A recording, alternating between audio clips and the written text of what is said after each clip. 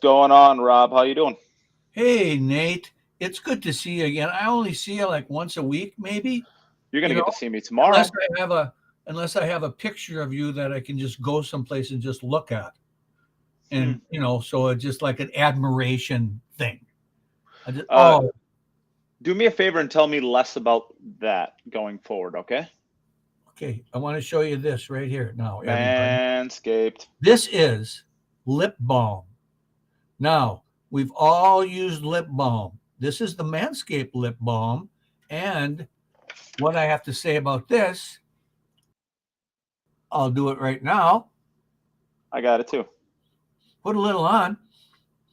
Every lip balm out there that I've ever used was scented kind of like had a sharp, biting kind of a scent to it. This is special. Made for men, lip balm for men, and the scent is very mild. It's yummy. It's good stuff. Yeah, it is. It really is good stuff. Hey, Rob, how excited are you to get to see me tomorrow? Upset? How excited? Oh, Same thing. yeah, it is kind of is. Yeah. It's kind of the same thing, right?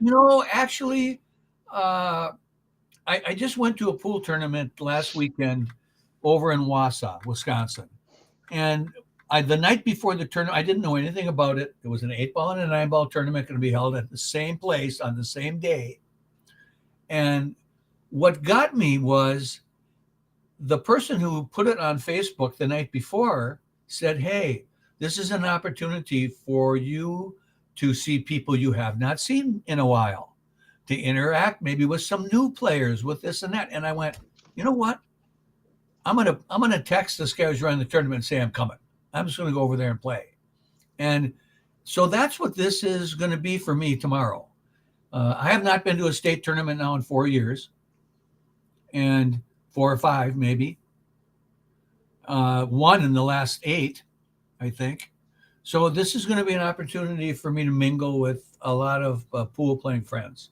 So I'm looking forward to it for sure. Uh, I'm looking forward to my free labor. you're oh me with me. Yeah. Yep, I'm gonna use Rob for all the free labor I could possibly get Yeah, you out of can him. get me to haul things in and set up the booth with you, and Heck yeah. right, and sit there and twiddle my thumbs for however long. But Yeah, you there can come is a watch me weather play a match factor of 10 now. ball. We have a weather factor. We have freezing rain in the morning, so that could be an issue. And then we have snow at night. So coming home Is that might be an really issue. a thing So we'll see. We'll play it by ear tomorrow? tomorrow. It's supposed to be 60 degrees tomorrow, It's, Rob. That's it's like supposed so to be warm. rain. Yeah, I think. Yeah, it's supposed to rain all day though. Yeah. That's no fun. Well, we're not out in the rain. Is it We're spring inside. yet? Yeah. It's spring, right? Is it spring yet? Spring started already. Yes. Yes. Doesn't feel like it. I And want spring. I want And good this is spring. the pool season now. What we just had the statewide Whammo tournament over in Lacrosse, which you weren't a part of this year, I noticed, and you're probably too busy for that. Wait, for what? For Stansfield? Stansfield, yes. Oh, that doesn't they don't sanction in Madison area. Stansfield doesn't. Okay, No. No, the closest place I think that sanctions for that is like Baraboo, I okay. think. For you guys, it's Baraboo. For us, it's Neilsville. Yeah. It's a Okay, it's a it's a good hour and 10-minute drive for me to be able to get there. Maybe not quite that long. About an hour. okay, okay. Yeah, yeah. So yeah, this is riveting stuff, isn't it? Isn't this Okay, fun, so Rob? We just get to sit around and talk. How did you do at that listen. tournament? Here's what I want, because I've noticed this comments Okay, made recently. The pool tables. Is this true that Jason walked away from a match because the pool table wasn't real in good shape? It was rolling off or whatever. Is that yeah, yep. There's lots of players who had. Well, all right. So this is personal to me, and we haven't had this conversation yet. So no? this is good. This is personal to me because the tables in Wisconsin and the tables in Michigan last year for those two events, I helped set up. I am part of kind of part of a crew that works on them. And basically, since I'm flexible with my schedule, if they need somebody last second, or it's convenient for me to be there, I get a call with a week or two or something like that before the event, and they basically say, "Hey, Nate, we need you in the spot. Come help us set up these tables." And I'm like, "Okay, no problem." So I did that last year for Michigan. I did that for Wisconsin this year. I'm going to be going to Puerto Rico at the end of the year to be helping with that one. And I think I'm going back to Michigan and probably Ohio this year as well to help set up the Predator tables. So my understanding of what happened, I will tell you right now, there was no problems at all in Wisconsin. It is not the pool tables. It's not. It's Okay. not the tables. It's not. It's the technicians then. You just cannot look at all of these Predator events where this has never happened before. No. And say, this happened a lot. This was not good. I mean, and I sent a message to, a couple of people saying, like, this isn't good. It's a bad look. At the end of the day, I thought it was a fantastic event still. I mean, the storylines that came out of that were amazing, and I think it's a great event all in all. But we're pool players, so we only dwell on the small things that are really annoying and blah, blah, blah, whatever. So I've worked on these tables before. The tables are not the issue. The issue is the way that they were set up. And I'm sorry to throw people under the bus. The cloth is stretched too tight in certain spots, and it's not stretched tight enough in other spots. Oh. And when you end up having that issue with this type of cloth, it's almost like a stream, right? If you're fly fishing, or if you just have you just throw a rubber duck out on the stream, it's going to go faster and it's going to get slower in certain parts of the stream because the stream does not flow in the same speed in all parts of it, right? I see. And when you pull this cloth too tight in certain spots, what you're doing is you're making it thinner in that spot, right. And the ball's going to travel faster through that because right. there's just less friction there. And if it's not tight enough, it's going to be thicker. It's going to grab the cue ball more, and it's going to slow it down more. So when you have, over the course of this entire table, areas that are pulled way too tight, and we look at that Jason Shaw shot where the two ball, I'm sure everybody's seen it, and if you haven't, then you whatever. But this is two ball kind of just creeps along the top rail, and then it eventually just like takes a dive right in the corner, the top left corner pocket. Right. And we've all seen that shot. That has nothing to do with the table being level. You can sit there and level that table all day long, all you want. That's not the issue. The issue is you just have the cloth that's pulled too tight or not tight enough in certain areas, and it's just following down that path of least resistance into that corner pocket. And Jason ends up with like a 3-9 or a 4-9 or a 5, whatever it was. It was a combination on the 10 ball in the very next shot, and he drills it and he wins the game. But the idea is it's not the table. It's not even necessarily the cloth.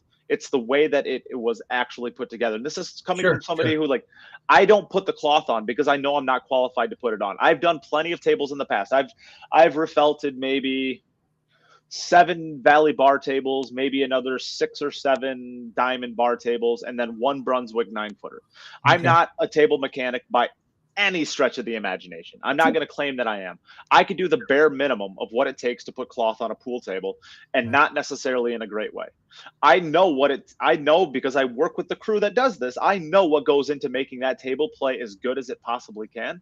Yeah. And from what I heard, that was not adhered to in Vegas in the first tournament. I don't know about the second tournament. It's too early to tell whether or not it's going to be rolling well or not. Okay. But what I'm saying is that was clearly not done with the way the balls were rolled. Look at a table when it rolls off, and especially like there's one that I'm thinking of that Darren Appleton he plays, I believe it's a 2-ball into the bottom right corner. He's playing it down the long rail. Yeah. And the ball kind of goes down like this, and it kind of goes out like kind of out. Yeah. And then it comes back and it ends up hitting the rail, and then it just bounces straight off the rail. If the table was not level, think about what happened. That 2-ball would hit the rail, bounce off, hit the rail again, bounce off, hit the rail again. It doesn't. It hits the rail and bounces straight off. It's not the table that's not level. It is the cloth and the way that it was stretched. So this is an issue. Obviously, Predator. Yeah, obviously Predator knows it's an issue. I will say that they had a new crew on for this tournament that when we were in Wisconsin and we were putting the tables together. I'm not throwing anybody under the bus. I'm not going to throw any names, but there was some people training that was there. And I don't think that this was his issue, but I know that they brought in 5 table mechanics from somewhere. I'm not even going to get any more specific than that. Sure. And from what I understand, based off of looking at this, and this is coming from somebody who I'm not qualified. Like I said, I am not qualified to put this cloth on, but I know what it takes to put it on because I work with the people who do. I just don't think that it was put on properly and perfectly. And that's, I talked to the table mechanic that I normally work with, and that's basically what he said. Is that he said that you have to actually grid it out, and you actually have to make sure that you mark the cloth all the way around in the perfect rectangle that the cloth is supposed to be stretched to. We know how long the slate of a Predator table is, and we know how wide the cloth is. Right. And you actually have to mark on there the exact distance that you're supposed to be pulling that to, and draw a straight line all the way around. So when you staple it along a line that you've made. Yes, you're stapling it the exact. You're basically pulling it to the exact spot that it's supposed to be at for it to play optimally. Yeah. And if that's not done, then you're going to end up stretching it a little bit too much here, not quite enough there, perfect right here, and then you're going to end up getting into a spot where it's just you just have no idea what the heck's going to happen with the ball, and that showed up. So like at the end of the day, like this is a growing pain. Is it unfortunate that it happened at the Diamond Las Vegas Open on the biggest stage? Absolutely. Well, but yeah, kind of. Just be happy that this wasn't the 10-ball event, I guess, right? The Predator World 10-ball. Right. Hopefully they're going to get it right. And, the Diamond Las Vegas, while it's a major event and it's a big event. Well, the cloth stretching can be addressed early on in the tournament to get that right. So, that's not a big fix. Just to clarify, I want to address Mike Check's comments there. That did happen, but when we were in Battle Creek, Michigan last year for that event, that was the second generation Predator pool table. This is the third generation. So that table was a 3-piece slate, and basically the table is completely different from what it was then. Oh, so the tournament one. These are 1-piece slates. Okay. And I set up those tables in Michigan. So those tables were a 3-piece slate, and they were set up completely different. It's a completely different table from last year. Tucson was the first year that they had the 1-piece slates. That was the first time that they used them in this tour. Okay. And so you're correct in saying that they had some bad rolls then, but it's a completely different table now. So, I mean, we can talk about that being an issue in the past, and you're right, it absolutely was. But really what we're talking about is this generation of table with this generation of cloth. And I believe this is like the 6th generation cloth, and they changed that. They're to Predator's credit, they're trying to get it right. They see that there's issues, and they're trying to make it right. And, there's going to be growing pains along the way. Every single time something like this happens, you learn from it, hopefully, and you continue moving forward. At the end of the day, Wiktor Zielinski won $30,000. How many players are winning $30,000 for snapping off a tournament anywhere else? Nice. And don't come to me that this short races too. Yeah, this Hiddly Whittly Winks tournament in bumfuck Colorado is paying out $10,000 and $30,000 in Calcutta. Don't come to me with that stuff, because like the Calcutta, the players aren't touching. If a player gets 30% of a Calcutta, they're like stupid lucky. So if you have $30,000 coming through in a Calcutta, congratulations. The players just got about 7,000 of it at best, 8,000, 9,000, whatever it is. You're not touching 10,000 for that. So really they end up getting 10, 15,000, something like that. It's not a lot. Right. Like, for example, like the Texas Open or something like that. Sure. The Calcuttas for that just get stupid big. But it's stupid big because of backers who are like trying to buy these players in Calcuttas. It's not because the players are putting up, it's not because Alex Pagulayan is putting up 25,000 of his own to get himself in the Calcutta. That just doesn't happen, right? That's not a thing. These players, sure, the 30,000 is for first place, but they're not getting anywhere close to that. Sure. So, I mean, at the end of the day, Predator has, I think, what do they have? Like, I think they have 8 events this year just in the U.S. Plus they have the German Open, the Canada Open, the Austrian Open, the Puerto Rico Open. I don't know if that counts as part of it. So maybe I won't count that one. So regardless, they have like 10 events where 30,000 is minimum given away, or 25, I think. No, I think 30,000 is minimum given away. I mean, it's not like Scotty Scheffler. He wins a golf tournament, makes $3 million. Yeah, right. This is it, right? This golf didn't start that. I saw a statistic. It's Masters week, right? So like I saw the first Masters that was won the person won like, and I'm gonna get it wrong now, but I think it was like $4,500, like $4,500 for first place in the Masters division, or sorry, not the Masters division, the PGA Masters, or not the PGA, because that has nothing to do with the Masters. Right. We know what the Masters in Augusta, the Masters. The first time it was won, it was by $4,500. Oh, sure. Now it's up over 3 million, I'm guessing. I mean, most of the PGA events are over 3 million. It takes a while to grow. And I'm sure back in the day, people were whining about golf. And I'll tell you what, when you take players like in golf, like Lee Trevino made way more money in his lifetime hustling golf on the golf course than he did in any tournament he ever played in. Way more. I don't know who that is. I've never heard of him. Lee Trevino is a champion golfer. He's the age of Jack Nicklaus era and Tom Watson era, that kind of. Okay. So he's like the pool version of golf. So they were starting to make more money. He said he hustled golf in Texas and made tons of money playing for cash, just like pool players play for cash. Sure. And don't go to tournaments. They just make more money playing for cash, like Compton and Frost, a little race to 40 one pocket and somebody gets 50 grand. Yeah. So I guess to address, did I address your tables question? Yes. Yeah. I mean, that was personal for me because I've stretched a lot of cloths. Okay. When I had the pool hall for 10 years, I changed cloths every year. There was 8 tables, two 9-footers and 6 valleys. And I changed the cloth every year on all those tables. And I did it alone. And there is a little bit of a trick to stretching cloth. And what I had heard and who I talked to beforehand was as tight as you can get it without ripping it. It doesn't matter who you buy the cloth from, what company makes it, or anything else. As tight as you can get it without tearing it. Well, that depends on cloth trying to stretch it.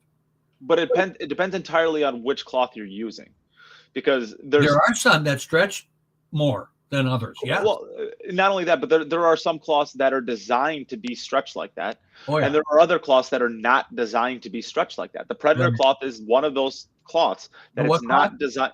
The Predator cloth, the Arcadia cloth. Okay.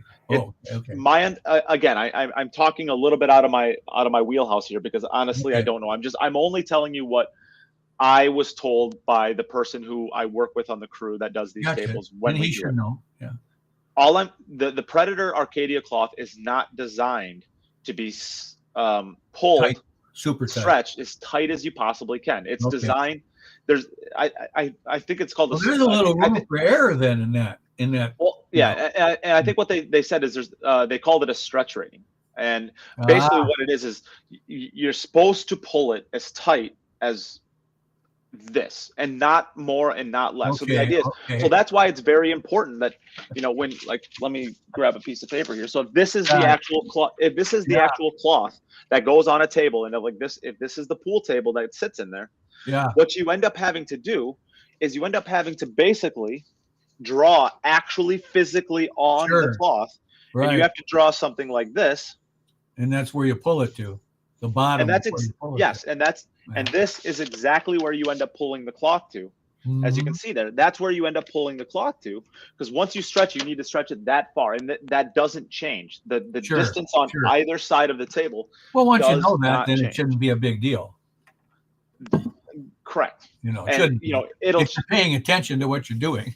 Yes, it'll change with each iteration or new generation of cloth. But the idea is, if you're not actually doing this, and you actually don't know where to stretch the cloth to on this, you could end up having something where you actually stretch it to something like, let's say, this and like do we have sound? I just have a comment here with working with no sound. No, Yves just can't listen because he can't listen while he's at work, so he just pulls up and looks at us.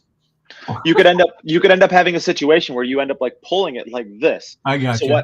So what happens as your cue ball is going down? We'll use colors. This is great. This is perfect for the people who listen via audio, right? Let's say you have a ball that's going down like this, and if this is stretched too tight, what's going to end up happening is it's going to end up going into this rail, and it's going to end up kind of doing one of these things. But once it gets to here, it's going to end up going like just basically straight, and it's going to slow down way more than it should. You're traveling. It's like what you see on a lot of tables where balls have been shot down the rails a lot. You have a ditch. You have a cloth ditch on the rails, and it can hug the ditch, or it can hit that ditch and go off the ditch. And we do see that on tables that haven't been newly covered. They're a little older. Yep. So and Mike, like Mike said, props to Ernesto. I mean, he's out there, and he did what he could with them. I don't know exactly what they ended up doing. I wasn't. I guess I didn't really look into what their fix ultimately was. But I mean, once you stretch the cloth like that, unless you're going to rip the cloth off and either put it back on or replace it with new cloth, there's nothing you can really do. I mean, it's going to play the way it plays. It's not like, and that's why no matter how many times it's got to be pretty easy to level. I mean, and no matter how many times you level it, it's not a table issue. It's not the tables that have that's rolling off. It's a cloth issue. So you can level the table all you want. It's not going to do anything. It's not going to fix anything. It's just going to end up playing the same exact way. I mean, you might, obviously if it's let's talk the Jason Shaw rule, for example, where it kind of creeps the rail, and then it ends up just going like beeline straight for the pocket. Yeah, obviously, maybe the cloth, like a comment here by Per, the cloth should come with lines already built in it. If it's a 9 foot, 8 foot, 7 foot, whatever it is you're using it for, here's the lines you stretch it to. And that I think that'd be the only issue that you could then run into, and I don't know the answer to this. Maybe you do, Rob. Is every slate the same size? Obviously, a 3.5 or a 4.5 foot by 9 foot. Every Valley slate's the same size. Yeah, that I do know. Yeah. No. I'm talking about like every is a Racing one piece slate. I would think if they're one piece, they're the same size. Yeah. They fit in a different size box, right? So theoretically, a Racing table could be 2 inches longer for their slate. The Olhausens could be 2 inches smaller. Are the same size, yes. Correct, but I mean, the idea is if you're going to put this on all of the cloth, with the understanding that this is exactly where you need to stretch it to, then every single slate has to be the same exact size. Exactly. Yes. And I don't know that that's the case. Otherwise, every table would be either not stretched tight enough or stretched too tight if they weren't exactly the same size. So yeah, that makes sense. Yeah, I will learn from this Cue It Up network. Predator are proper pros, and we have high standards. This won't happen again. They'll make sure of that, I think. I think so too. I think Predator, if there's one thing that we could definitely give Predator credit on, is their ability to adapt and to learn. They might not do it as fast as you would hope, maybe sometimes, and maybe they have issues with things that you wouldn't think would be issues. Yeah. But every time that they do one of these events and something goes wrong, they do address it, and they try to make it better for the future. Yeah.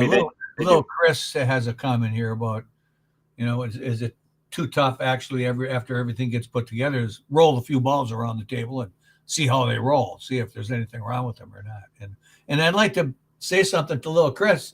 I watched one of his YouTube videos on banking systems. Yes, the other day I did. It's good stuff. And it was, yes. No, I really enjoyed it. Well, well, go ahead, finish that up. Yeah, it was just really informative, and the way he explains things is, I think anybody, and not just somebody who's got 50 years experience playing pool, can understand it. I think anybody at any level can understand the way he puts his points across. Yeah, I think I agree with that. I think he's very good at talking to, in layman's terms, just the regular Joe. That's good. For sure. So if you're in here watching, you've never heard of Little Chris, go to YouTube and check out his videos. They're awesome. Yeah, and I'm sure he'll probably flop his link in the chat. Go on, Little Chris, plug yourself. But so I do want to address his comments though, because would it Lil Chris asks, basically, would it take too much time to basically staple the cloth down, if I'm understanding this correctly, and toss some balls around and just see what it's like? And to that I say, it just doesn't really work like that, because even if you did do that and they were rolling absolutely perfect, or they were rolling absolutely terrible, there is something to the table settling. That is a thing. Like depending carpet, for sure. on carpet, or on even on wood, right? Because wood is porous, and it will accept a little bit. It will, if you're on like under the wood. Yeah, yes. If you're on 12 inches of concrete on, carpet that's this thin, it's probably not going to settle it at all. But I mean, if you have any wood or any sort of like carpet, definitely decent plush carpet or anything like that, like, so at the end of the day, like you have to level the tables immediately when you're done with them, and you also have to level them again in the morning. So like the way when we do stuff, we're in there on Sunday night. The tournaments always start. The player meeting is always on Wednesday. We're always in there on Sunday night to make sure that we have everything that we need to get started first thing Monday morning. First thing Monday morning, what we do is we get every single the first thing we do is we get every single table box put out in place, ready to be clothed. Once the first one's ready to be clothed, Bill Pelham, who's actually he's an actual Patreon to the podcast. He's been around for a long time. He's done a lot to help me with the podcast. He comes through and starts basically felting all of the tables, putting the cloth on all of the tables, and that's his job. That's the only thing he does. Basically, he's there to put the cloth on because he's qualified to put it on. I'm not. Eric's not. The other person that we work with, they're not. We're not qualified to put it on. We're not good at what we do. We don't have the level of precision. Yeah, right? So we're kind of the monkeys that basically get him ready to do his job. And it just means you're, Yeah. So that's like the idea. So by Wednesday, or sorry, by Monday, we have all the tables up ready to go basically, and they're ready to be, they're ready to have the cloth put on them. By Wednesday or by Tuesday morning, have 3, 4, 5 tables that are left, depending how many we started with. Usually it's 3 to 4 that are left. First thing he does is he finishes them all off, and then we go through the process of leveling all of the tables. We level them as best as we possibly can. The players get to practice Tuesday night, and then the first thing we do before the tournament starts Wednesday morning at 9 a.m. is we come straight through and make sure that everything's level again, because there will be a level of settling that has to happen overnight. Yes. So from the first day you put them on. Yeah. So basically, what I'm getting at, Chris, is you can do that, but just because it's playing perfectly right now doesn't mean it's going to be playing perfectly in the next morning. And it's just kind of how it is. If done properly, like I get the idea of like roll testing it, but like if you just put it on the right way to begin with, you don't have to worry about it, right? Every cloth that cloth is designed to be stretched in a certain amount, and all you got to do is know what that the stretch ratio is, and just set it up like that every single time. The cloth doesn't change, and if it does, then it's bad cloth to begin with, so you shouldn't be using it. But if you just set it up properly the first time, you don't have to worry about it. I think that the rotation of the earth has something to do with the way the balls roll on a pool table also. And that's from experience. Does it change if it's a high tide or a low tide? The moon does not have an effect on it doesn't. Okay, all right. Table. No.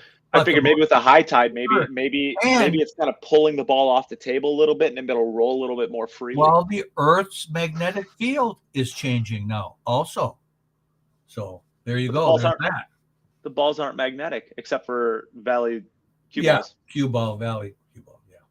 And actually, did you know what makes? So I didn't know this until like 6 years ago, and it like blew my mind. Like I just never realized. Did you know what makes cue balls magnetic?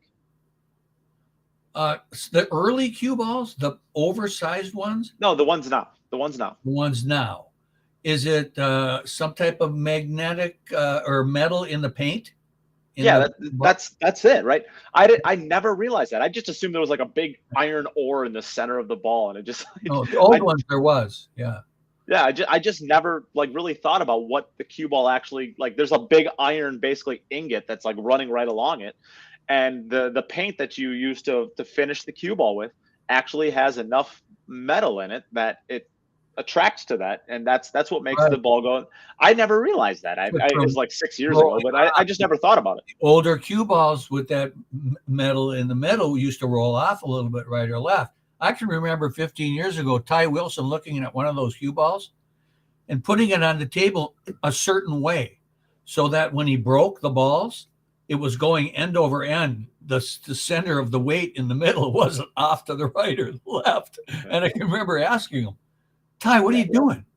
He goes, well, I'm positioning the weight in the middle of the ball in the right spot, so when I break, the cue ball will go straight. Yeah. So I always thought that was I always thought that was interesting. Ryan Harmson, I'm assuming you're tuning in kind of late. We addressed this, I guess, for basically the first 20 minutes of the podcast, what the issue or what my understanding of the issue with the tables are. So I guess I'm not going to reiterate all that. Maybe you can just watch back in the beginning, and you'll be able to kind of check it out. But I guess we can move. Are we good on that? You want to move on from? Let's actually talk about the event. That pretty much takes care of it. That it's not the table itself. It's the way the cloth is stretched is what's happening.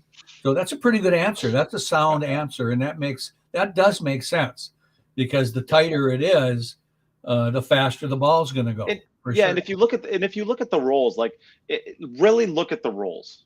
Those rolls are not an unlevel table rolls. They're weird rolls. They're like a couple that I thought, wow, that's strange. Yeah, so it's just look at the tables and look at the way that they roll. That's not an unlevel table roll. And I guess the tables, the slate is fine. To my understanding, the slate is fine with the Predator tables. It's now a one-piece slate, and it's. I heard something that was I was talking to somebody the other day about this, and they had come from a place where there was a one-piece slate on a table, and the ball would roll toward the rails, the long rails on either side. That's the way the ball would. You'd roll the ball down the table, and if it was a little bit left to center, it would roll to the left. Was a little right to center, it would roll to the right. And I went, well, wait a minute here. Wait a minute. There's going to do that. So what's going on? Well, what they found was that where the slate was cut. Gotcha. It was cut like that. Yeah. I mean, it's very possible that they actually took it off and had it sanded. There's also other ways of doing it. You can actually put straps on it too, and actually physically those latch. Oh, really? And you can actually pull it down using from those. Center? Could you pull? You could. I mean, if the center of this one-piece slate was higher than the edges. Generally slates are reversible. It's my understanding is you could put it on one way or the other. Yeah. So you put the bow down, and then you just put latches on the outside and just literally pull it down. Yeah. That's if there was a slate issue, I did not hear about that. But I mean, those are one-offs, right? You're not going to get there's 15 or 16 tables there for the big table events. You're not going to get 16 bowed slates. I mean, that's a one-off issue. So right, it's very possible. I had never heard of that before like that. Yeah. It's I've never done this. This is a fix that I was told from the person that I work with in our crew, Bill Pelham. So I don't know that that's true. I'm just talking basically out of the side of my mouth, listening to what he said. But apparently that's a fix that works. I don't know. So if there's a lot of people saying that there's a table or two that was bowed, or I don't know how many. It's very possible. I mean, but that's not a widespread issue. Like the issues that were happening with the tables, that's not a slate issue either. I mean, again, watch the way the ball's rolled. That's not an unlevel table roll. That is goofy rolls. It's almost like you're catching a stream and you're just following it down. That's a cloth issue. See, I think, my billiard table at home, it was a Gandy that I turned into a billiard table, a 9-foot Gandy. And it's so weird. It'll be just about perfect for a month. And then all of a sudden, it'll just start going one just a little bit leaning one way toward the west of the house. And then in a month later, that'll go away. And then it starts leaning a little bit east. Yeah. So, well, I mean, there's a lot of people saying it's a slate issue. I just don't see how it's a slate issue. These are the same tables that they like. These are some of the same tables that were used in Wisconsin. Like Wisconsin, we had 7 tables. Those tables aren't just like left in Wisconsin, right? They're thrown on a semi and they're taken to the next event. Like Right. there wasn't a slate issue in Wisconsin. So how is there a slate issue now? I just don't see it like it. I just don't see how it's a slate issue as like maybe this is just me using my intuition. I have a I question. just don't see how there's a slate issue in one place, but there's not 2 months earlier, a month and a half earlier in Wisconsin. It just seems. This question would be directed at basically a Predator. I know at 3 cushion billiard tournaments, they set up brand new tables every time they go to a tournament, a big tournament. And then those tables are sold before the end of the tournament, all of them. Somebody buys them. So generally speaking, yes, there will be tournaments. Some of that too? Yes, Predator does do that on certain tournaments. So Okay. I know for the Tucson tournament last year, that after that event was done, I believe, and I could be wrong on this. I mean, I don't know. Maybe Michael Salmon or Aaron Taylor are in here watching. I haven't seen their names for a long time. Maybe they don't listen anymore. I don't know. But they play out of Hard Times Billiards. I was under the assumption that last year after the Tucson tournament, that Oscar Dominguez was taking a bunch of those tables back to put in his pool room. Now, I don't know if that actually ended up happening. If anybody from California is in here and plays out of Hard Times every now and then, are they diamond tables in there, or are they the Predator tables now? I guess I would. But there are events, especially when there's big gaps. So I think the Diamond Las Vegas, I think they're trying to sell those tables after this event because there's not another event for a while. Okay, sure. I think let me check on this one. Well, I think pool manufacturers, but I don't think there's another event now for. They're running months. into some problems with getting materials to like just even getting the slates to make more tables. You know that I think some tables you're on back, or if you want to buy a new one, you might not get it for 6 months or a year. Yeah, am I not correct in that, or what? I don't know. I've heard that. I'm not totally sure on that, to be honest with you. You know, I know that's the case sometimes. Is broke up a little bit with the manufacturing aspect of the table. Yeah, I'm trying to find. I guess they need more truckers, Nate. Forget the podcast. Drive a truck. We need you. That's fine. I hate delivering the tables, buddy. I hate podcasting anyways. I've been looking to get out of this anyways for a while. Maybe I'll just go drive a truck. Anybody got a truck I can borrow for a couple of years? I know during the podcast, my wife leaves the house. Because she hates you that much? Well, and she doesn't want to hear your voice? There's nowhere I can go where I can't hear you. Oh.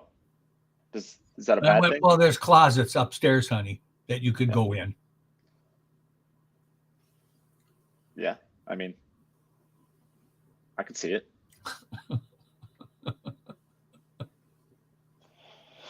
So let's talk a little bit about the pros and cons, and I think we've done this in the past a little bit, but it's still interesting to me. The pros and cons about the short race to 4. Oh, sure. Yeah, we were kind of discussing this before. Go ahead. Yeah, we did, but I thought of this. The shootout, the spot shot shootout. Okay, they changed to where you can put the cue ball after it goes to a certain point. Why don't they just take and put the cue ball on the rail, on the second diamond on the short rail, and the other one on the second diamond on the opposite rail, and say, okay, bank it in the corner. Get this over quick. I mean, why lengthen this whole spot shot thing out? Just if you can make that bank shot, then you deserve to. And if you make 3 in a row, guess what? I don't know. I mean, that's people don't practice that shot. These pros don't practice that shot. I think you're getting a little out of hand there, Rob. I think that's a little silly. You think so? Well, why don't we? How about this? How about we do this instead? How about we just put the cue ball on the spot, and you have to jump it off the table into a boot 10 feet away. Let's do that. If you can jump it into a boot at 10 feet away, the good old fashioned Mike Massey jump shot from back in the day. Let's just do that. Nobody practices that. Somebody posted a video of a guy who's going to shoot a ball out of a guy's mouth. He's laying on the table. He's got a ball in his mouth, right? Yeah, and then the other him in the side of the head on the cushion, and he's going to jump off of a chalk. Yeah. And he just hits the guy in the side of the head, bang with the cue ball. Have you seen that one? Yeah, I've seen it. That's really retarded. That one. It's not good. Yeah, it's not great. No, I did the hoof and mouth shot. All right. Well, let's 60s. Let's get back on topic. No, you put your foot on the table, on the corner pocket. You rest the cue ball on your foot. Okay. Then you shoot it off of your foot and you make a spot shot. Try that sometime, buddy. No. Yeah. Oh, yeah. It can be done. Well, I'll see you tomorrow. Maybe I will. Maybe I'll try it. And you can record it, and we'll put it on the podcast page, and we can see if I can do it or not. Yeah, okay. Yeah. I'll shoot it. Yeah. All right. We'll both shoot it. We'll both go live on Facebook. If you remind me, we'll both go live on Facebook tomorrow, and we'll shoot the shot, and first person who makes it wins. How's that? Does that work? Oh, it works. Now you say tomorrow, Christina? Are they going to be there tomorrow at the tournament? Yes. Well, I don't know if they're going to be at the tournament, but they're going to be in Appleton tomorrow. Oh, I happened to buzz in. Maybe we could do another quick podcast with them. Sure. I mean, yeah. Okay. I got to be playing my Masters 10 ball matches, but we'll squeeze you in somewhere. Yeah. Maybe I'll go 2 and out, and we'll have all night. It depends how many jump shots you have. I got a better chance of making those than anything else. Got it. Okay, well, let's go back to your question, because I actually think that's interesting. So the idea, so this is the way I interpret it. What you're asking. So basically, we're talking short races versus long races, and the idea of a short race is the pros of a short race.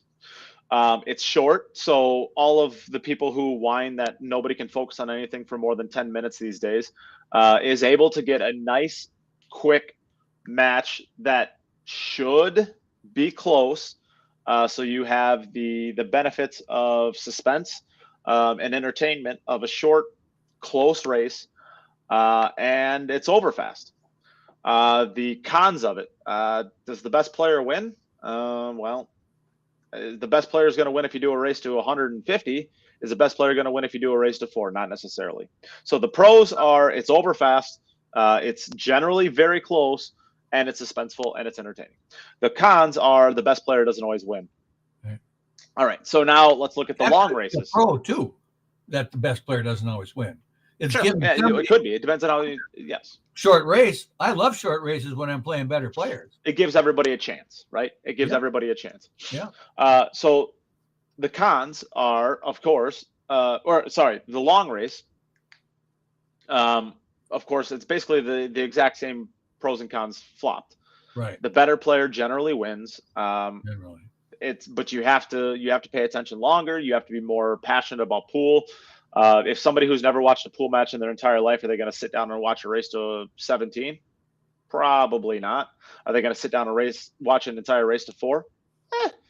Probably not, but there's a better chance of it, right?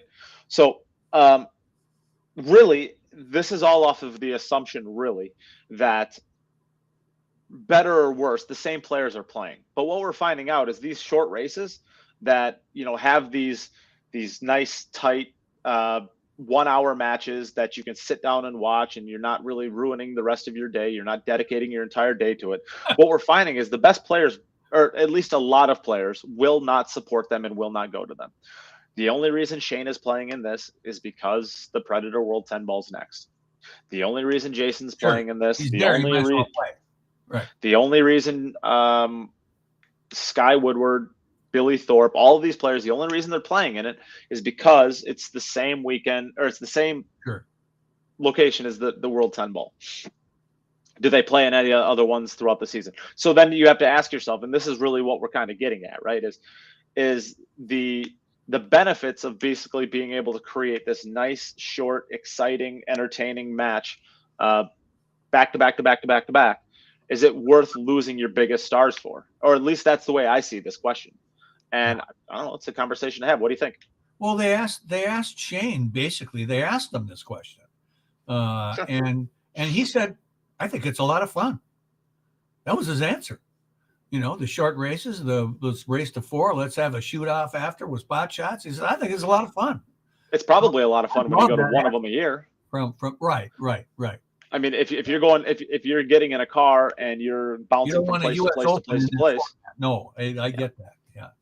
It's fun because it's based. He's there for the Predator World 10 Ball, and it's fun because he's already there for that event, and this is just kind of like a bonus. What do you think about this?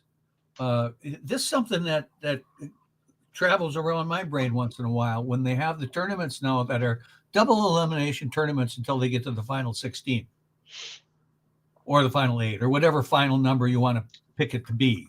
And so now it's single elimination. I personally love this. I personally love the single elimination. I think that amateurs should be playing double elimination because it gives you an opportunity to play more pool. And I think that qualifying into a single elimination final is the exact way that we should be doing pool going forward.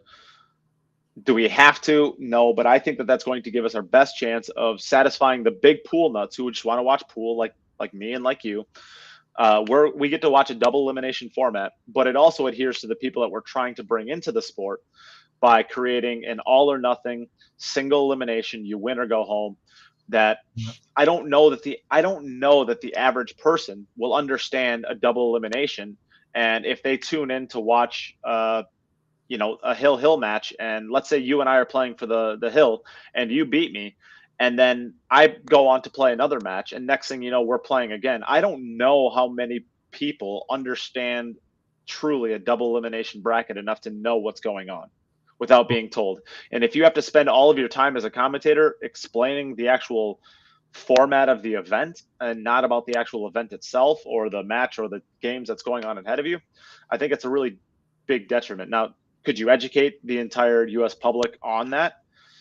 Sure, but I just don't. I think a single elimination tournament is the way to do this. But I think that unless you're going to seed it, which I think we're getting more into the idea of seeding, especially with Matchroom and some of Predator stuff. I think. Look at this comment here by Ryan. He said he played a tournament last weekend with 64 players and 8 ball on the winner's side and 9 ball on the losers.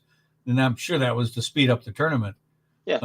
That's we do those a lot at the Rock too. I think those are fun but those aren't serious pool tournaments, right? You're never going to see that. But those are just like silly little things that make events more fun shaking it up, right? I mean, there's nothing wrong with that.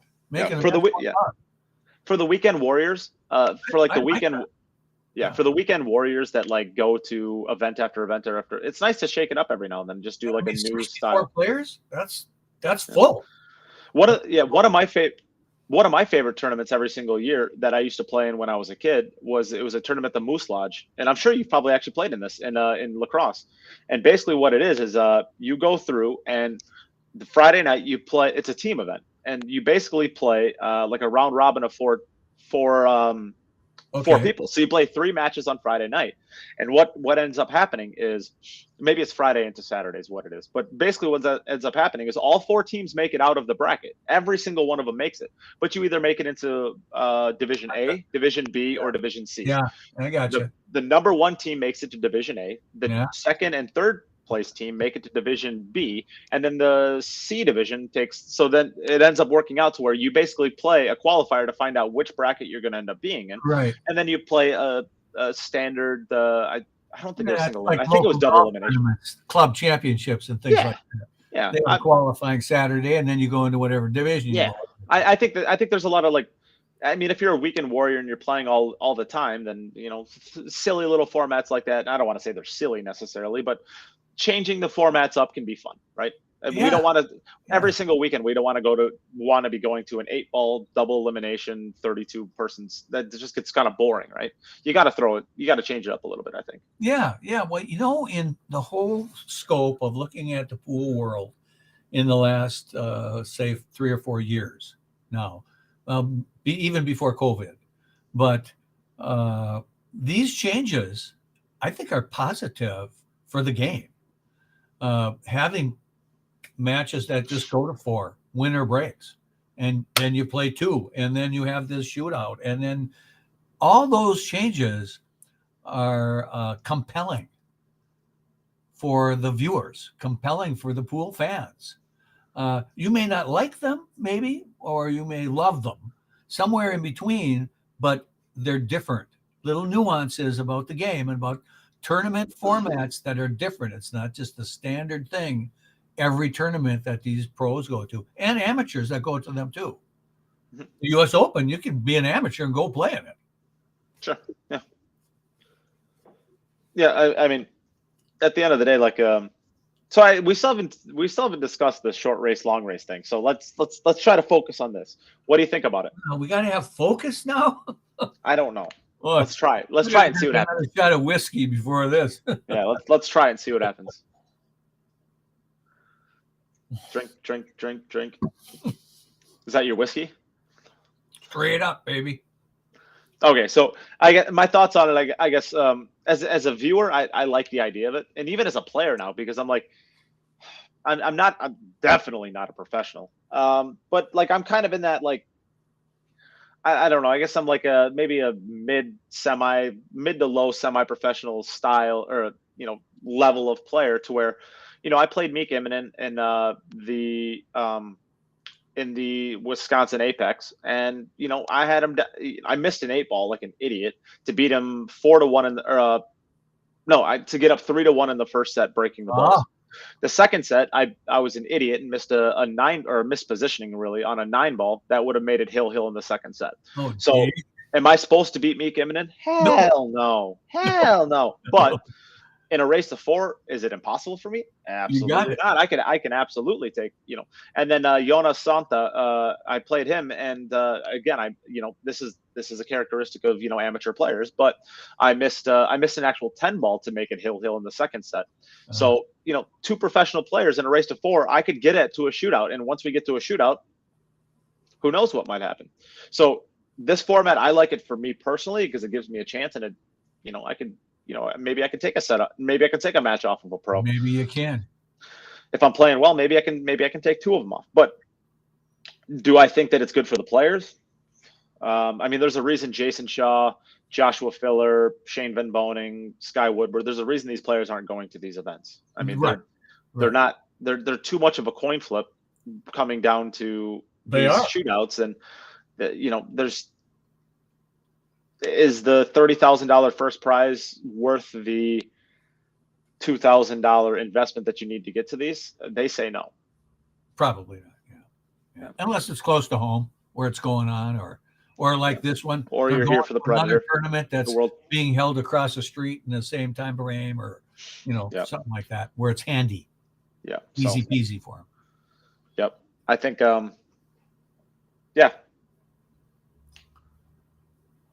So I don't know. I guess you want to actually talk about the Diamond Las Vegas Open now. We've made it pretty long without congratulating Wiktor Zielinski. Wiktor, yes, many congratulations for that. I asked a question today to Jim while we were just kind of chatting Jim on the side. Yeah, and I asked him a question. If going forward. So ignore everything that's ever happened in the past. Going forward from today on, you could have the careers of Joshua Filler or Wiktor Zielinski. Who do you want? Who do you think is going to do better by the end of their career? Oh, by the end of their career. And their ages they're both young, correct? I believe Josh is 24, and Wiktor, I believe, is 21. Early 20s, though. So you get 3 years. You get 3 years of bonus with Wiktor Zielinski. Yeah, is he married? He is not. He has a girl. Well, remember he joined the podcast and talked about how his girlfriend was stuck in Kiev once the bombing started. Yeah. Okay. I would. So yeah, he has a girlfriend. I would say if you can maintain your personal life to a degree of the fillers, I mean, they both play pool. Sure. So you've got his girlfriend a built-in push there for you your whole life. I'm gonna have to say I'm gonna go with the fillers on this, on Joshua Filler, just because of that. Because even if they start having a family and everything else and kids, you still have that your mate pushing you in that direction. And that's what Jim said too. I think so Josh is like, because of the US Open, because of the Mosconi Cups, because of the World Championship, he's a household name. Like, Josh is very quiet. Like, Josh doesn't really like the limelight all that much. Like, he thrives in it when he does it. Yeah. But when it comes to like tournaments, like, look at him. He's not butting up with all the rest of the players and, goofing around and doing all, silly stuff. He's like literally sitting with his wife and like not really, like, he's not a very overly sociable person. Yeah. And I did see some fire though in the Mosconi Cup with him. Oh yeah, he thrives under it. When he was very, very, very calm until he won. Then all of a sudden you saw this fire come out of him. Yep. Yes, he's got some swag when he gets around a pool table, but like as just like base level Josh, he's not really looking to make a scene or even exist in the scene that exists around him. He kind of just keeps to himself for the most part. Sure. Now he's not antisocial, and he's plenty happy to engage with you if you're a fan, going up to him and just talking to him. Like, he knows how to exist in that. He's not like socially awkward or anything. He just seems to be a little bit more reserved and quiet. But we've built him up for 3 years about like his personality and the king and all of this stuff, and he has a profile that has been built for him in the last 3 years, and I think that's part of the reason why he's such a huge household name. Sure. But if you really look at Wiktor Zielinski, and like he's even more quiet and even more reserved, and he's kind of he's a really, really just quiet, focused kid. I mean, I don't want to say he's 21 years old, so he's not a kid, but you know what I mean by it. Yeah, the idea is like he's like, I see a lot of both of them in there. I don't know that Wiktor will ever. 2 years younger than me. He's a kid. Yeah, so like the idea is like I see a lot of Wiktor and Josh like with their personalities. Like, they just want to play pool. Like, oh yeah. I think I would honestly, like, the idea that this conversation would even be happening a year ago is like silly, but I might take Wiktor. I might, like, I don't know. I might end up taking Wiktor out of this. The idea of that is like, you're getting 3 years. Of course, we have to do this big role playing thing where we forget about everything that Josh has ever done in his life. We'll see everything that Victor's years, everything. And just from this day forward, who do you want? And it's really hard to do that, but it's like, I might take Wiktor. He's like 21 and he just seems to be rock solid. Right. Well, there's a dozen. There's a dozen European players that are rock solid. Well, I think there are a dozen, but there seem to be 3 that are separating themselves, and starting to three, maybe 4. Now we're about to lose one of them for an undetermined amount of time. Who knows what's going to end up happening to Fedor? Is his career done? I see, because of issues with the world. We won't see him for the only thing we're going to be seeing him win is every single regional pro tournament that he plays in, right? Because those are the ones that he can play in now. Those are the only ones. I don't think this is going to last much longer anyways. Maybe it will, maybe it won't, but just because it ends doesn't mean that he's going to get his ability to play again. Right. That's true.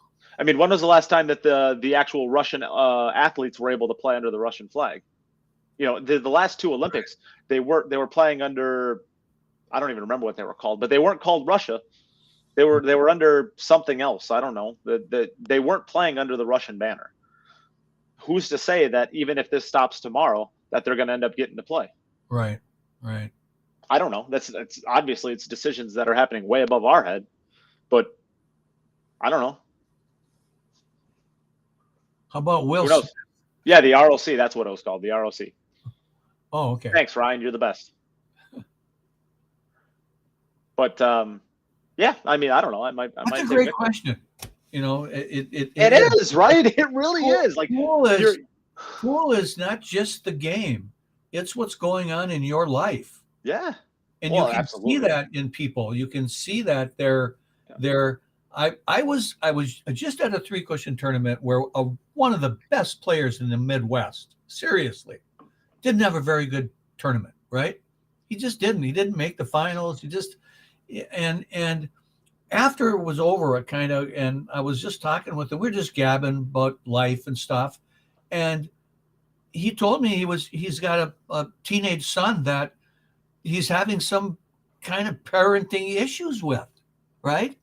So here you go. This is an example of somebody who's a tremendous billiard player, but yet is having a little trouble performing in this certain tournament because of what's going on in his life with his family. And it could be a job. I mean, if you're not a professional player, and sorry, Jim, I mean, playing pool for money all the time, full-time, professional, not the dress professionally and acting professionally, that kind of thing. That I know that's where Jim comes from, but this is a little different. You have a life. Ready? I mean, we have life outside of pool. Absolutely. I agree with everything that you just said there. Here's these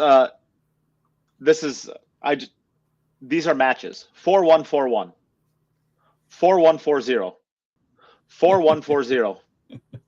4-0, 0-4, 3-1. So the 3-1 is the shootout. So 3 out of 4. He had 3 shootouts. 4-2, 2-4. So another shootout that he won 3-2 then. Okay. 4-3, 4-0. How's that for dominating? That's Wiktor Zielinski. Right. That's pretty dominating. Yeah. So basically, he could have ran out of those 4 zeros were just 4 table runs. Break and run. Yeah. Yeah, maybe. Very possible. Let's see. You're 16, 20, 28. Break and runs. 36. You assume that. 44. So he won 44 games on his way to the finals. He gave up 2, 3, 4, 5, 11, 14. 44 to 14. Or potentially 30 runouts from the He won 44 games and lost 14 on his way to winning this. That's strong, to say the least. These are the best players in the world. We're not talking about like right. His playing opponent, Rob. Yeah, we're not talking about playing Rob Hovick and Neight Mindham. We're talking about Aloysius Yap, Mika Immonen, Dimitro. And Mika went pretty hard in that whole thing too, didn't he? He was Yulong Chang, like Sharik Sayed. Like these are real pool players. Huh? Nate, where did Mika end up? What position did he? Third, tied for third with Wojtek Szewczak. Okay, so he had a pretty. Yeah, go for Mika. Go Mika, man. Mika's been crushing these formats. It's awesome. He's been playing good. Absolutely, yes. For a long time. He's 40, 48, 49. I think he's 49. He's been playing really good. How long? 20 for sure. He's been playing really good. Oh, way longer than that. I mean, 30. Yeah. He was into the 90s. Yeah. Oh yeah. Yeah. I mean, I'm 44 to 14. Are you kidding me? That's 30 games clear. Yeah. I mean, of course, he won the tournament, so obviously he's going to be some games clear. But 30, right. 30. That's a bunch. This kid's unreal. I mean, maybe he's having.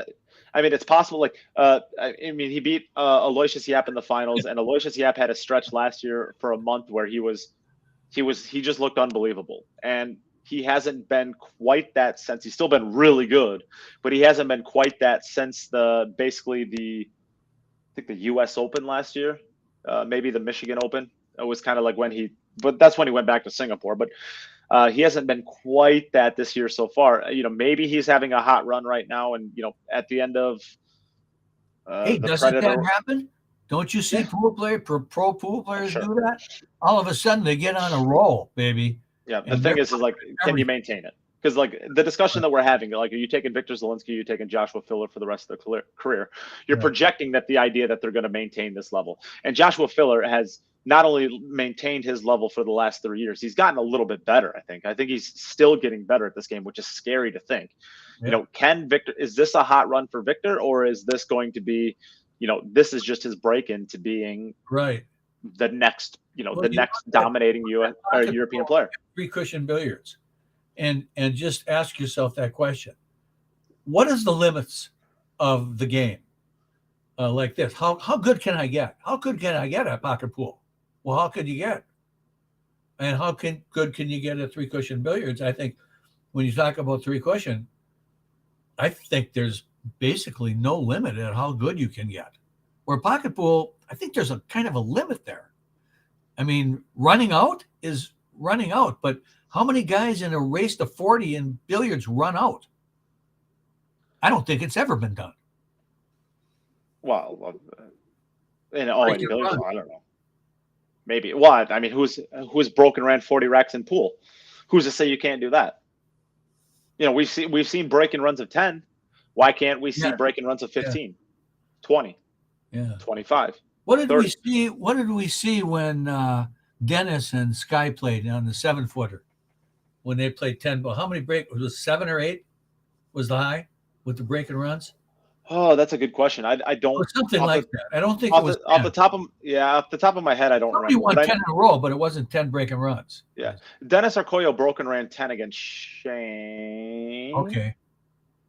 It's either against Shane or Jason. I think it was against Shane. He broken ran 10, and actually broken ran 10, and that was up until that point. I think that was the most that has ever been on video. Now, there's stories of people running, like Johnny Archer told me a story of him gambling Francisco Bustamante, and they were playing for like $5,000 or $10,000 a set or something like that. They're playing races to 15, and Bustamante beat him the first set 15-14, and then Johnny won the lag and broken ran 15. Ooh. And then they played a hill set, and Johnny lost 15-14 again. So Johnny ended up winning 43 games to Boostie's 30, but lost 5 or 10,000 or whatever it was. But Johnny said that he broke and ran 15 in the prime of his career. I mean, there's no way of verifying that, but he said he did it, and it's probably true. Nate Tom said that Omar Al-Shaheen broke and ran 10 racks of 8-ball on Shane. Sure. I mean, 8-ball is too easy for the pros, especially on the big tables. If it's playing a little loose, you got to play. If you're going to play 8-ball on a big table, you have got to play it on like 4-inch pockets or smaller, because there's just no clusters. There's just going to end up being very, very few, if any, clusters on a big table. And these pros are like, if you don't give them a cluster and you just make them play positioning. Yeah, they're gonna do it for the most part. The game's almost too easy for them. Yeah, well, even on a bar table. I mean, So, maybe one shot out of every 50. You and Ken brings up a pretty good point too. Of course, you can't. You never know if you could hit a perfect break, stick the cue ball right in the center of the table, and have it kicked into the side pocket. There's always going to be a luck factor on the break. But I mean, there are breaks now that there was no luck factor in Corey Deuel soft break, right? That was the same break every single time. I mean, there are players that are getting so insanely good at the break that you're actually controlling almost all 10 balls. Okay, here's a question now, too. Now, the rule of about pocketing 3 balls or pocketing 2 and having one go up past the head string and back, and that kind of rule.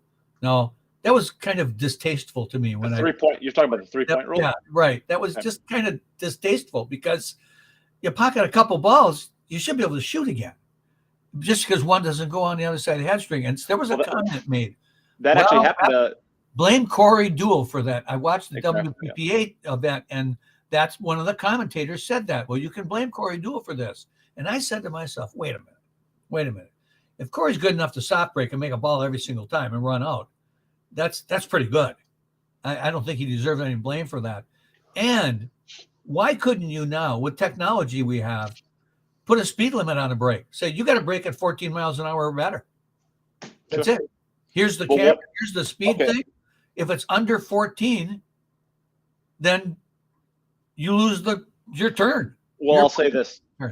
At the professional level, maybe you could get away with that. Maybe you could. But as somebody who does instruction, and I have a brake rack with a speed gun on it, there are some of my students, men and women, that can't break above 14 miles an hour. They can't. Well, they can't do it. I mean, make it less. It's not a soft break then. If it's 12, it's not a soft break. 12 is pretty close to a soft break. 12 is pretty close to a soft break. Is it? Yes. I mean, it's not I've like never Corey Deuel experimented with that, so I don't know. Yes. My soft break personally is about 17.5 to 18.5 miles an hour. I know that I broke the balls one time because I was so angry at the person I was playing against that I never moved the ball. Actually, Ryan Harmson said that's how soft I broke them. Ryan Harmson said it perfectly on the head ball. When we did did you watch? Were you watching the? Did you watch any of the VG9? I did. The way that Pia Filler was breaking the balls, like you could honestly put like donuts down on the table, and you could put it down with like the colors of the ball, and the balls are going to end up within, like basically 3 inches of those donuts. Were making comments about that. Single time. That 4 ball ended up in the same spot every single time, and so did the 3 ball, and so did the 6 ball. Yes, I remember that. Yeah. Wiktor Zielinski actually won I shouldn't say he won it because of this, but like he beat Wojtek Shevchuk in a back and forth match. Like neither one of them basically missed a shot basically all tournament. And Wojtek Shevchuk broke the balls perfectly to get a hill and made 2 balls on the break. And there was 2 balls that hit off the jaw of the side pocket and went back down table, and he never got his 3rd point. And he lost that match because of that. Yeah. Wiktor got up and ran out. Yeah. Yeah. So, I mean, there's got to be a different way to handle it than that. I think the fact that you get punished for making a couple balls on the break, I just that doesn't settle with me. And I don't like the idea of like not paying attention to the 3-point rule, because I've done this. Anybody who watches a lot of pool and watches a 3-point rule has sat down and watched a match, and you're watching them break the balls, and you're like, "Ooh, this is a good break. They got a shot on the 1 ball. Yeah, this they got something going on here." And then you kind of look up, and their head is down, and they're walking back to their seat, and then you're like, "What the hell? What's going on here?" And then 3-point rule, and you have to actually see a replay to verify whether or not it's true. Sometimes, I hate the idea of somebody who watches pool like I do. Like I don't want the first thing that I look at as a viewer to be as to whether or not they're going to satisfy the 3-point rule. Yeah.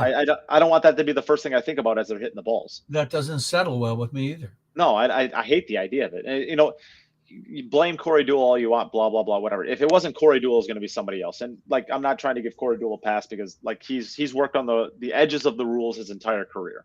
Well, sure.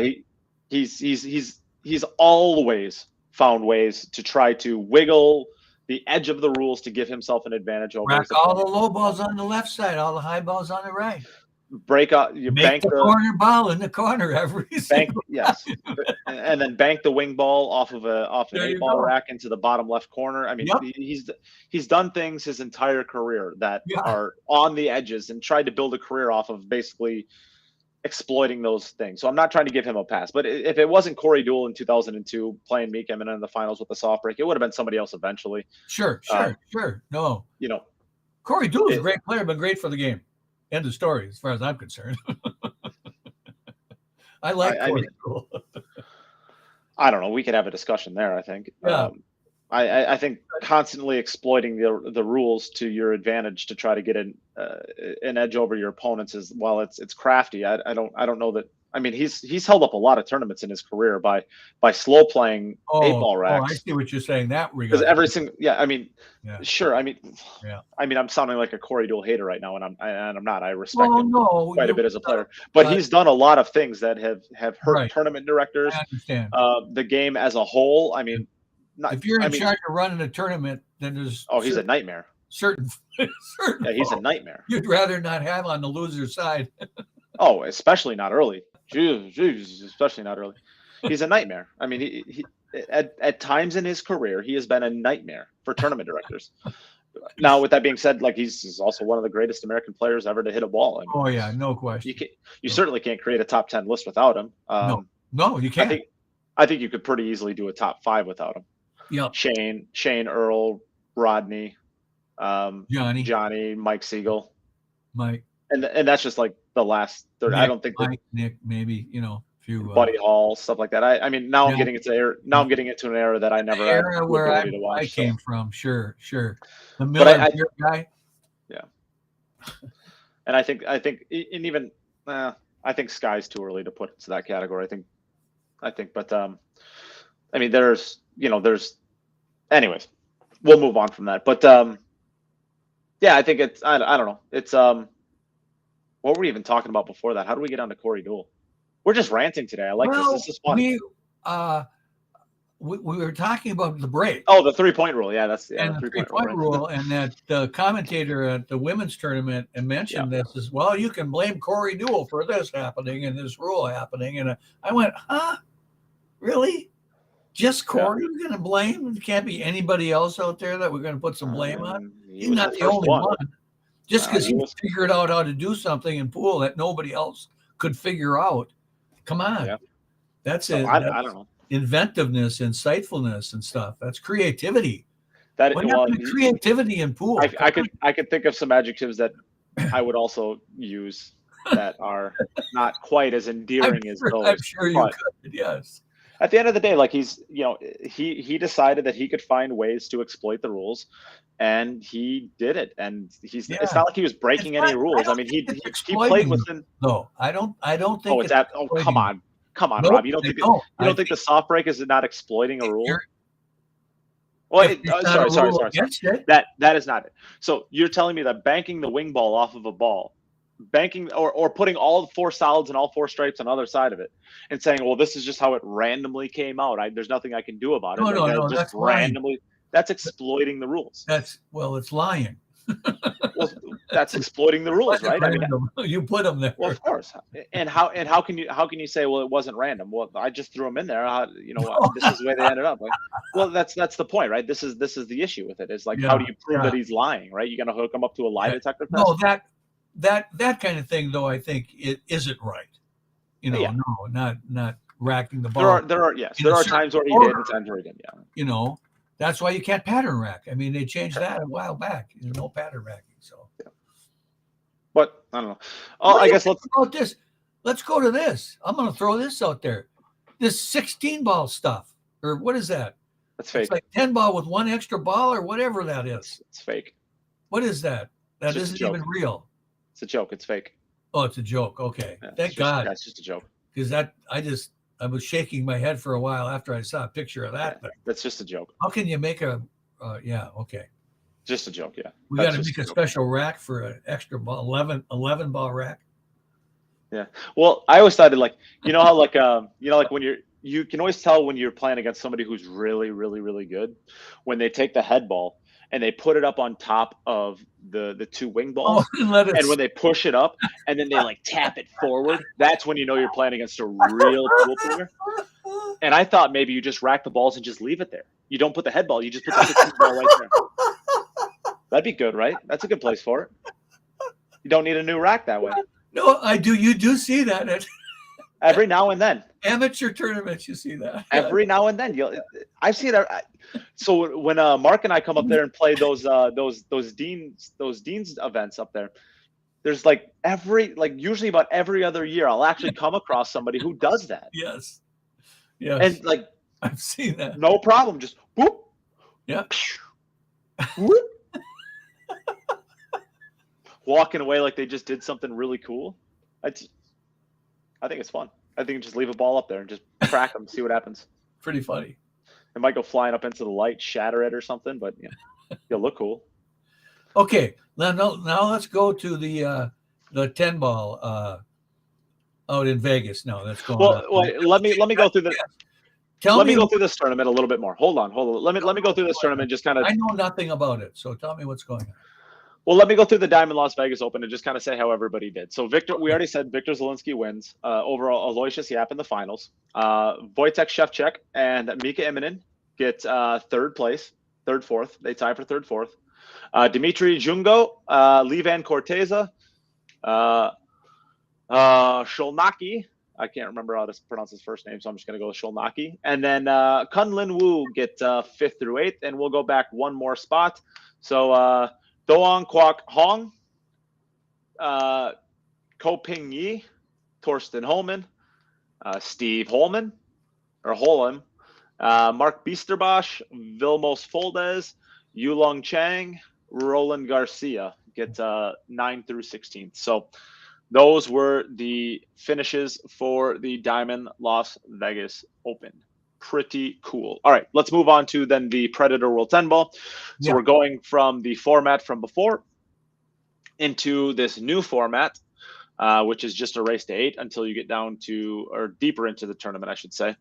It is going on right now. I guess Alex, elimination or double now? Double elimination down to the final 16, I believe. Okay. Maybe it's the final 32. Let me check. Final 32. So it's single elimination, single elimination down to the final 32. And how many are entered in this?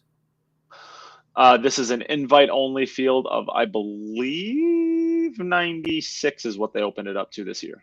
Okay. 64 it must be. 64 because there's no buys. So 64. Okay. Or is it 128? So half maybe it's 128. It's eliminated, then it's single elimination the rest of the way. In the past, it's always been 64, but I think they opened it up to 128 this year. Yeah, 128. So Doug, yeah, in the past it's always been 64, but they opened it up to 128 this year, which I think is good. I think that's good. I think for a World 10 Ball Championship, I think going down to 32 makes more sense too. Yes, I think anytime that you have a World Championship, you have to open it up to more than that. It can't be 64. I don't think so. Especially when it's invite only. Invite too. Yeah, Mason got invited to that. This one. No, I think Mason got invited to the 9 ball. Oh, the 9 ball. The World 9 ball, yes. Okay. And that's right after this one? Then? It's a little bit later in the month, but yeah, it's coming month. Yep. So a couple players, I guess, notable players who have already lost their first match. Daniel Schneider, he's been playing a really great pool so far. Oscar Dominguez lost. Who'd they lose to? I don't know. I'm just looking at the B-side. I without actually going back to their matches individually. Then okay. Jose Alberto Delgado, he's a really good player from Spain. Great Spaniard player. Tyler Steyer lost his first match. Billy Thorpe. I know Billy Thorpe lost to Ralph Souquet 8-2, so I do know that one. Mario he lost. Niels Fine lost to Sky. That was on the TV table yesterday. Aloysius Yap lost his first match. Lots of really good players that have lost their first matches. Wow. Let's see who else is in here. Jesus Intencio, he's been playing great pool. So alternate break, race to 8. Alternate break, race to 8 for this. Yep. So, I guess looking at this, couple players have already finished their first 2 matches, so we can. Eklund Kachi, Jason Shaw actually lost to Roman Hebler, so that's a big loss too. Carly says Albin lost his first. Albin lost to Levan Corteza. Looks like Pius Labutis lost. Boo, my friend Pius. Mieszko Fortunski loses, and then there's a bunch of matches that are going on right now. So this can all be found here. I'll throw this up in the chat for anybody who wants to check this out. This is the link for all the live score and the brackets. And I guess, it's going to be finishing up over the next coming days. And the YouTube stream has all the live matches on there. Great production. This is at the Rio also, right? It's at the Rio too. Yep.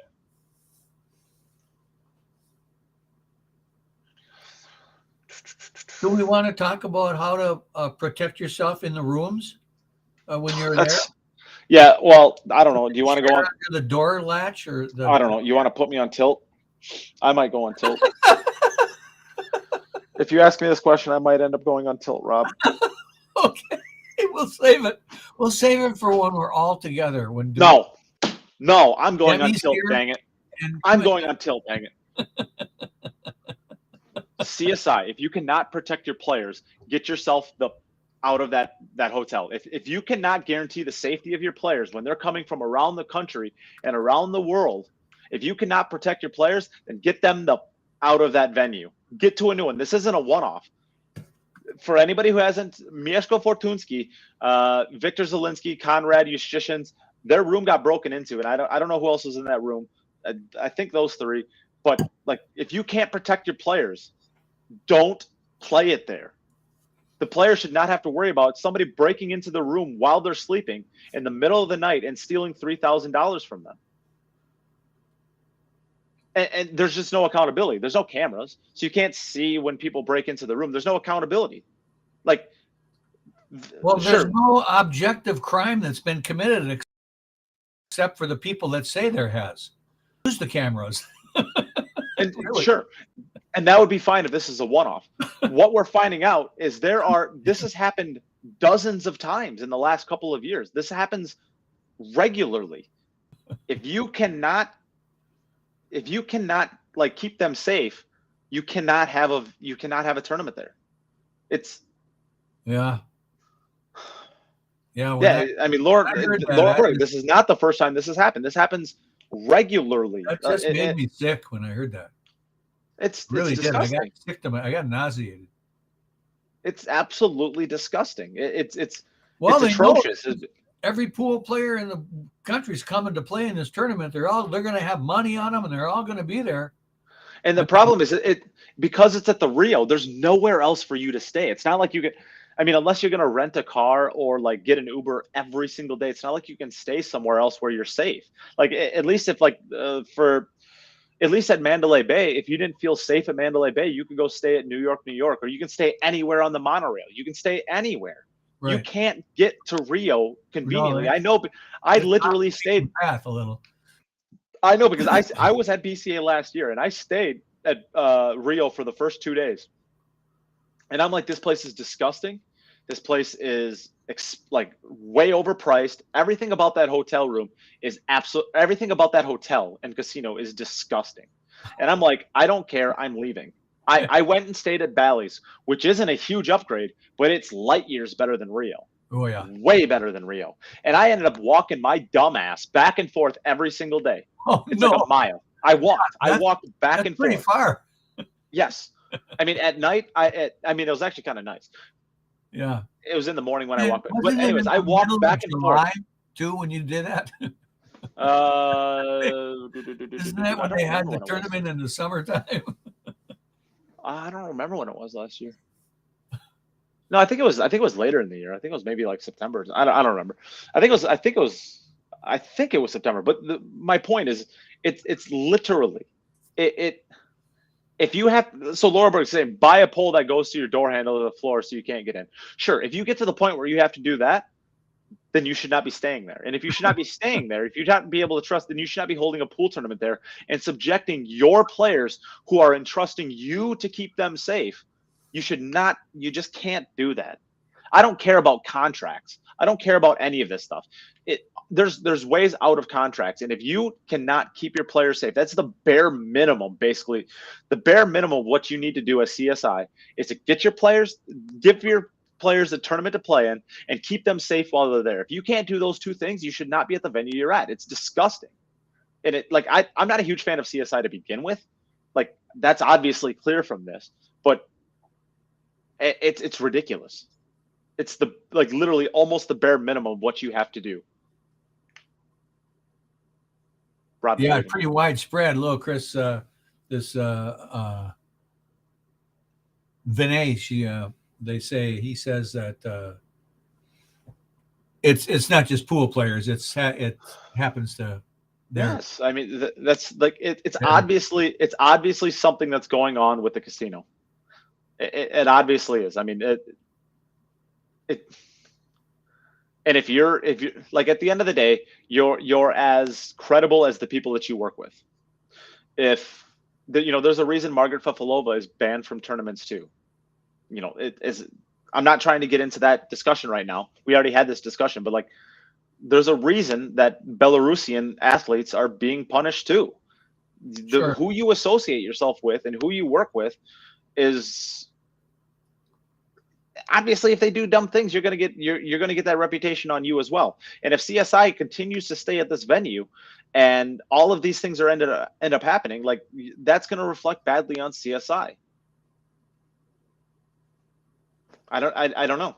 I just that's how I feel about it. If you can't keep your players safe, what are you doing? Yeah. It's a bummer, but it's that's how I feel about it. Are the police being called? And then what I had read on that was because it's just somebody staying in a room saying they got robbed, and there's no evidence of that. Well, what are you going to do? Getting involved in it, really? Well, you're going to end up creating a police report that's going to sit on someone's desk until it gets shredded. Right. There's are you going to fingerprint the door? Or what are you going to do? I mean, they're not going to bring in an entire crime scene investigation crew to try to figure out $3,000 worth of stolen goods. Yeah. Well, I just thought that brought that up because I was disheartened by that. I was just sad at that situation. It's really sad. Yeah. I just went, oh boy, here we go. Some more stuff with pool, and it has to do with crime. I'm going, come on, let's get out. Can we somehow move past this someplace in the history of the game? Just get past this. And the people who are on Facebook justifying, well, I guess it's okay that he lost $3,000 now because he just won 30. Okay, sure, he won $30,000, which he's losing 15% of off the top for taxes. Okay, so now he lost $4,500 to taxes. So now he's won basically $25,000. He only lost $3,000, so no big deal. Yeah, I want to these types of people. It just drive. Next time you get a paycheck, I'm just going to take 1/8 of it and just be like, well, you got the 7/8. What does it matter? What do you need that other 1/8 for? Just let me have it. Who wants to just give up $3,000? Who wants to do that? Sure, it might make it feel better that you lost $3,000, but it's not okay. Well, maybe the thief really needed it. Sure, maybe he did, and that's okay. Let's move on now because I never saw that side of it. I never saw that side of it. Yeah, we're done with that. You got me on tilt. What else do we have? That's basically all I got. Okay, we got the 10 ball and the guys who are the hot shots who are losing, and holy cow. Well, let's maybe talk about tomorrow. Tell everybody out there in the fan land, we may be back tomorrow with with Fedor and Christina, depending on when they get there. Mr. Gorst, we may be back tomorrow and see you all again with some superstars. We'll see. They're going to be at the WSBA tournament that we are going to be at I'm going to be at for the next 5 days. You're going to come swing by tomorrow and then probably go home. That is the Wisconsin State Pool Players Association. Pool Players Association. So this is and if anybody has I said earlier that I'm not the biggest fan of CSI. I'm not the biggest fan of any organizations. And the reason I'm not a huge fan of any of the organizations is because we have the WSBA. And the WSBA is a Wisconsin-ran organization where they take your sanctioning fees, and guess what they do with it? They put it into the tournaments. They take their $10, so everybody pays. I think the BCA might even be, I think, $15 now, maybe $20 now. VNEA, I think, it's up to $20. Whatever it is, these organizations, they end up taking your sanctioning fees, and they, of course, at the end of the day, you have to pay your staff. I get it.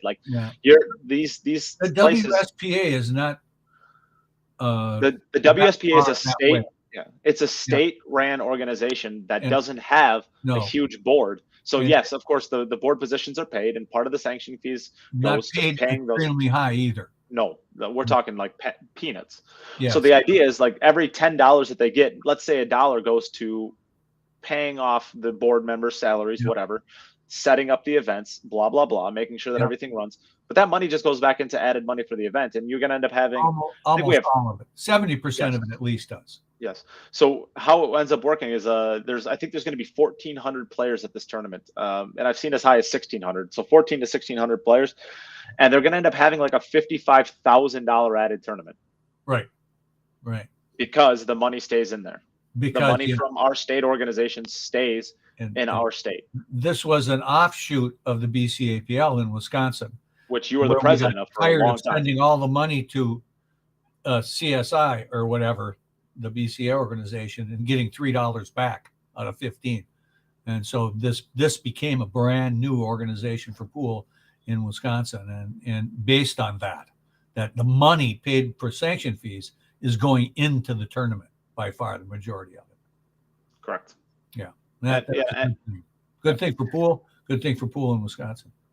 And I guess just for reference, I played in the 10 ball for the BCA in Wisconsin, and I ended up taking 5th place in the 10 ball event. I did not place in the money. There was 24 players that were there. 21 or 24. One of those numbers is right. A state tournament, they didn't pay out 5th place. So a quarter of the field theoretically is right in that borderline of that. 4th place paid $100. 3rd place paid $220. I think 1st place, I don't even remember what 1st place was. I forget what it was now. So I don't even want to throw out numbers. I want to be as close to accurate as you're talking about. The Masters division, the Platinum division, I guess is what they call it. The highest division, and 4th place, which is a quarter of the 5th place, which is a quarter of the field, doesn't get their money. It doesn't even get their money back in a state tournament. Right. And it's not because they don't have enough money. The idea is that's how much money that they put into the events. They take more out than they put in. Oh yeah. And the WSPA doesn't do that. So while I'm justifying basically why I believe why I have some problems with these different organizations, but it's because we're spoiled in Wisconsin. We're super spoiled. Like the events that we have with the amount of added money, it's like we're dumb spoiled. And props to Greg Andler, Jeff Martin, all of the people that are on the board. I'm missing a lot of people. Dean Riesler, Doug Arn, like these players Bonnie who make Hawkins, these. Kim Silver. Yeah, I don't think Bonnie's on anymore. No. But she was in the past. Like the board that makes these things happen. It's awesome. I mean, we pay our sanction fees and then we get it right back in our tournament at the end of the month. So yeah. I think it's we're spoiled. So that's why I have a problem with a lot of these organizations. Until you actually realize how much is left after you pay your stuff in. And of course, like I said, you got to pay these organizations. These big companies have dozens of people on staff. I get that. It's just, we have an alternative and we're spoiled with it. So I'm more critical than I should be. One of these days on a podcast, I've had an idea for about 10 years now about an organization that's a little bit different. It's based off of WSBA, but it's much larger than that. And I'll bring it up one of these days and see what everybody thinks about it. Okay. Well, probably not today. We need to get out of here. We're running really long. So we've just been ranting today, and I don't know. I had a lot of fun with this, just basically talking pool and blah, blah, blah. So it was fun. Hey, Todd, let's talk pool. That's it. Yep. Just talk pool. All right. Well, with that being said, thank you everybody, I guess, for tuning in. Rob, it's always a pleasure to get to chat with you. One more time. Yeah. Oh yeah. Let's one more time here. Yeah. Manscape Lip Balm. Which is actually no longer a sponsor to the podcast at this point, but we still love them. It's great. Yeah, we still love them. Yeah, we still love them. And I think our promo code is still active. So head over there and you use that promo code Cue It Up Pod, and you get yourself an awesome lawnmower 4.0, or you get the weed whacker, whatever it is. And we're back. Yeah, maybe in the future. Regardless, I still love Manscaped. So they've been good to us. So we're going to be good to them. Yay. Manscaped. Yeah. Your balls. Pod. Thank you. Your balls will thank you. All right. Let's get out of here. All right, Rob, thanks again. Thanks everybody for tuning in. We will see you potentially tomorrow. Yeah, we might see you tomorrow. But if not, then we'll see you next week. Take care. Shoot them straight. Yep. All right. Take care.